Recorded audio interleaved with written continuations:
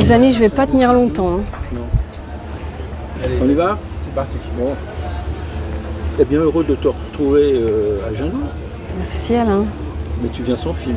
Je viens sans film parce que je viens faire la festivalière, parce que j'ai pas de film cette année. Enfin, ça fait plusieurs années que j'ai pas de film, mais ça n'empêche pas de venir en voir. C'est très nourrissant quand tu es en train d'en faire, de voir d'autres films. J'apprends beaucoup, toujours. Mais tu as des projets. J'ai plein de projets, j'en ai 6. Mais il n'y en a aucun qui ne trouve encore de financement.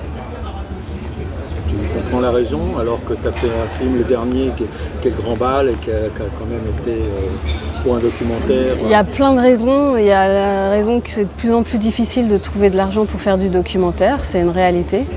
Je pense que c'est lié aussi à le fait qu'on est de plus en plus nombreux à faire des films et il y a de moins en moins d'argent. Donc, tu vois, avant, quand j'ai commencé dans une commission en région, on pouvait être 20 projets. J'ai l'impression que là, maintenant, on peut être 60, 70.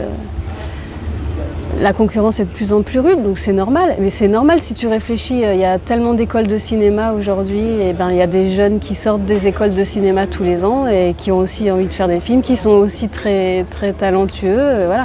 Pour moi, il y a un truc de aussi, tu vois, il y a 18 films qui sortent tous les mercredis en salle aujourd'hui. C'est affolant presque. Et en même temps, c'est normal, le cinéma s'est totalement démocratisé, tout le monde aujourd'hui peut faire un film, tu vois. Je pense qu'il y a quelque chose de cet ordre-là. Ouais. Et puis en commission, moi la première, quand je suis en commission de l'autre côté, que c'est moi qui ai attribué de l'argent, je vais toujours préférer donner à quelqu'un qui débute, qui a un super projet, plutôt que quelqu'un qui a déjà fait plein de films. Je pense que c'est un peu un réflexe. On a envie de donner sa chance aux jeunes, tu vois. Oui, non, mais tout à fait. Mais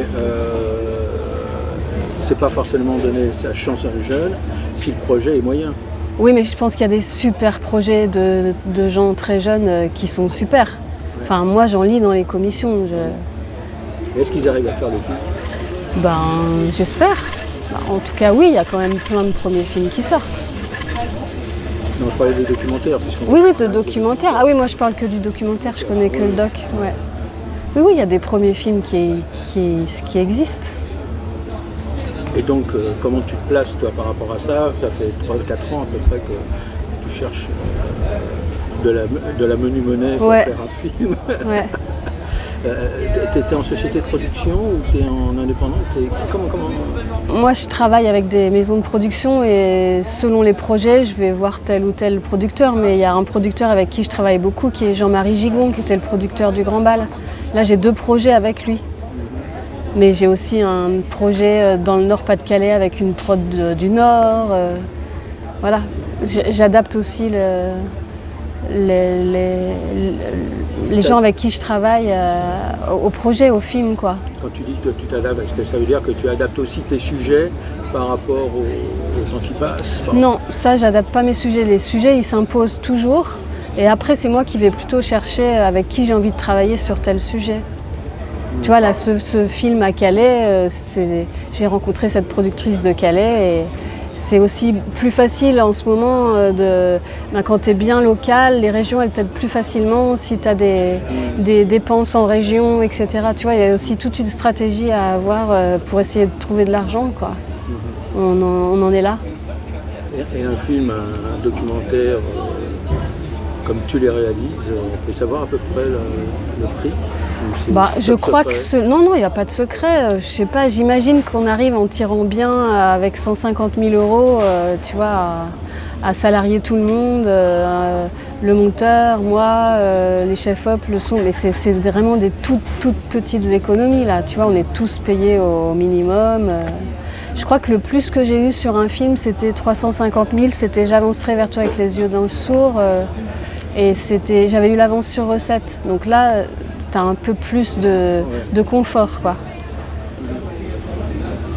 Et donc là, le film dans le Nord, dans le Pas-de-Calais, on peut savoir de quoi il s'agit? Ouais, je suis une compagnie de danse, c'est la compagnie Hervé Koubi, qui s'est installée à Calais il y a 3 ans. Et alors Hervé Koubi, il travaille avec des jeunes danseurs du monde entier, mais qui viennent plutôt du hip-hop.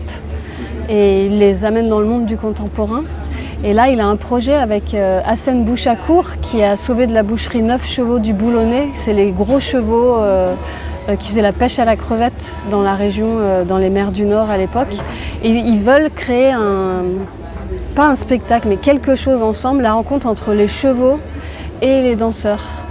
Et comme ils ne savaient justement pas vers quoi ils allaient, si ça allait vraiment vers un spectacle, ils m'ont demandé de venir faire un film et donner une trace de tout leur processus de création et de rencontre entre ces deux meutes, quoi. T'as Hervé et ses danseurs et t'as Hassen avec ses 9 chevaux. Et voilà, ça fait 3 ans que je les filme et il y aura peut-être l'année prochaine quelque chose qu'ils ont envie de partager avec le public. Donc peut-être ça sera la fin de ce film, je vais voir. Mais en tout cas, il n'y a pas encore d'argent sur ce film. Mais je tourne quand même. En fait, tous mes films, je les commence quand même, je tourne quand même parce que je peux tourner seule. Aujourd'hui, on a du matos pour faire des films, on peut être autonome, quoi.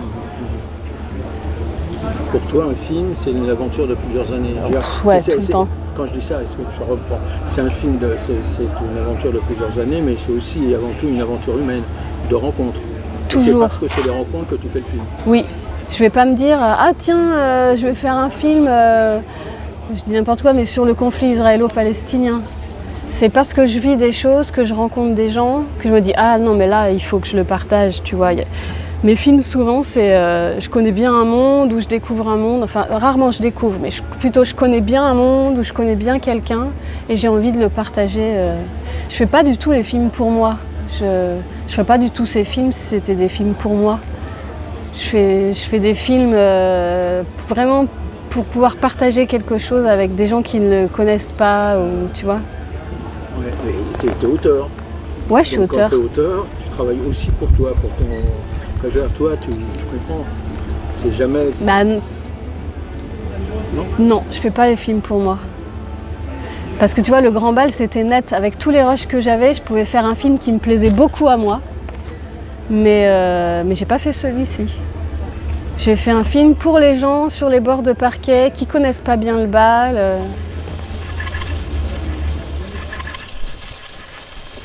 Tu ne penses pas forcément à toi lorsque tu montes? Ah non, je pense qu'au spectateur. Comment tu peux te mettre à la place du spectateur?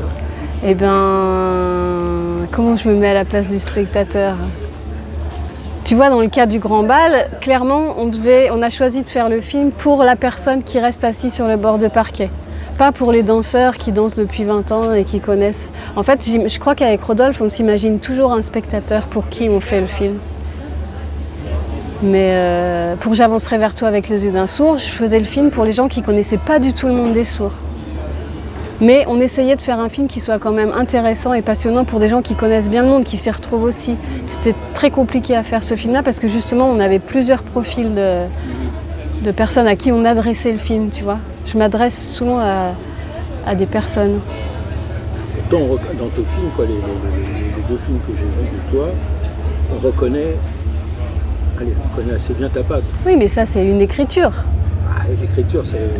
Mais c'est pas pour moi, je m'adresse pas à moi.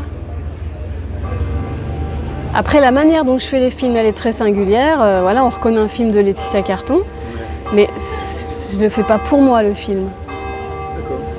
Ouais. Mais je prends énormément de plaisir à le faire. Ouais. Mais par exemple, si j'étais peintre, je ferais pas les tableaux pour les accrocher chez moi, je ferais pas tout à fait cela. C'est plutôt la transmission qui est au cœur de tous les films. Ouais. Dans le Grand Bal, c'était clairement la transmission. J'avancerai vers toi, La Pieuvre, même Edmond, le film sur le dessinateur, c'était beaucoup autour de la transmission. Qu'est-ce que lui, il avait envie de transmettre, comment il le faisait. Et les questions aussi qui l'habitaient beaucoup, c'était comment transmettre. Et quand tu tournes, est-ce que tu tournes au kilomètre ou tu sais, quand tu rentres et tu vois mettons pour Grand Bal, tu as perçu tout de suite ce qu'il fallait filmer, l'ambiance qu'il fallait, ou tu dis je tourne et après je vois au montage. Comment ça se passe? Je tourne de moins en moins au kilomètre, parce que je sais de mieux en mieux ce que je vais chercher.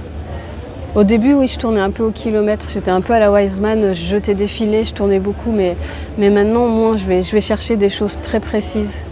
J'ai l'impression qu'avec la maturité aussi, et puis l'expérience d'avoir passé des fois 1 an en montage avec 300 heures de rush, Je crois qu'on apprend au fur et à mesure aussi à aller chercher exactement ce qu'on veut, quoi. Un peu comme un sculpteur.